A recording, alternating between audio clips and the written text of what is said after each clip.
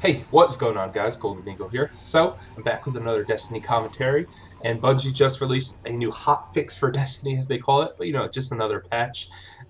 It's actually pretty significant because they've rebalanced some of the weapons. Some of them got nerfs, some of them got buffs, and also some other changes. So, I'm just going to go through all of the notes with you guys, give you guys all the info, and let's get to it. So the auto rifles, shotguns, and some of the exotic weapons were the ones that got nerfed.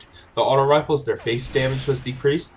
Their precision damage multiplier was reduced, and their stability was decreased, so they have less range and more recoil. The shotguns, their base damage at maximum range was decreased.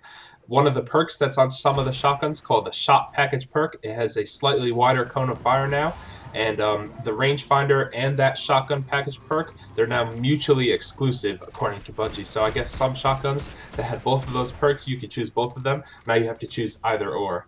And for the exotic weapons, the Vex Mythoclast, which is apparently the best weapon in the game. Unfortunately, I don't have it, but I've seen other people use it and everything. It's totally amazing, and I think really the only way to get it is to complete the raid on hard. But that weapon's actually been nerfed a little bit. Its base damage was decreased by 34%.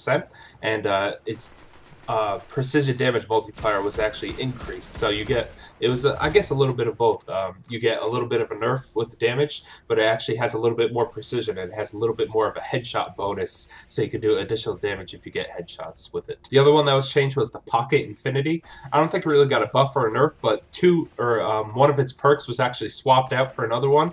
It had a perk called the Enhanced Battery perk, and it's now replaced with the Speed Reload perk. So the weapons that actually got buffed were the Scout Rifles and the hand cannons. The Scout Rifles, their base damage was increased. Their damage versus alien combatants was increased, variously between 6% and 25%. So I guess their damage against AI and also their damage against human players. And they have improved target acquisition plus additional recoil tuning. So a little bit less recoil and a little bit better, I guess, auto aim for the Scout Rifles. So overall, a big buff.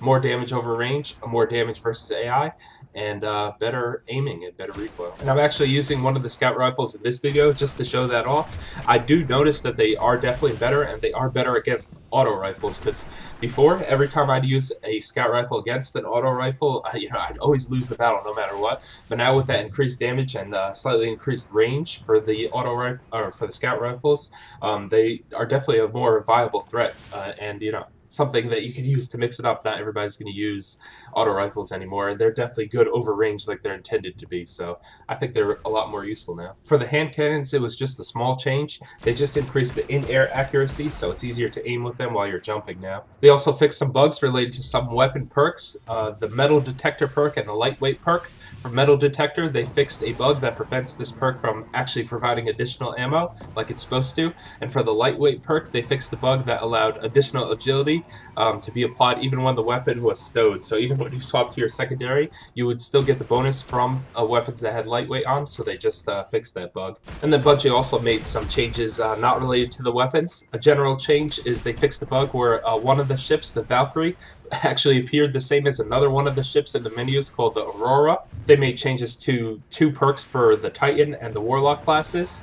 For Titan, it was the Unbreakable perk. They fixed an issue with the perk, granting more agility than they intended for it.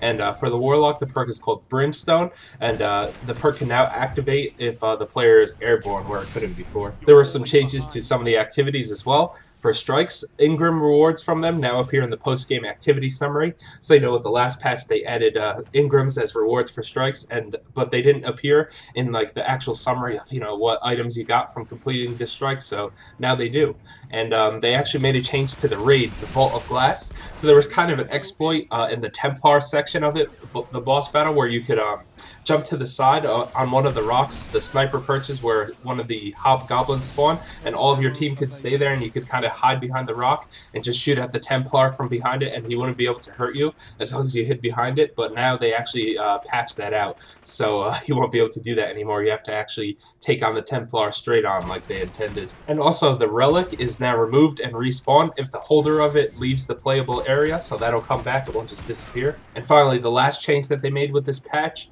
they've actually patched the second loot cave location, the other one on Earth in the Rocket Yard. So guys, those were all the changes for the latest Destiny patch or hotfix. Some weapon rebalancing, some other general changes. Hope you guys found this video useful and enjoyed it. Be sure to stay tuned to my channel for some more Destiny content, as well as some playthroughs of some great next-gen games.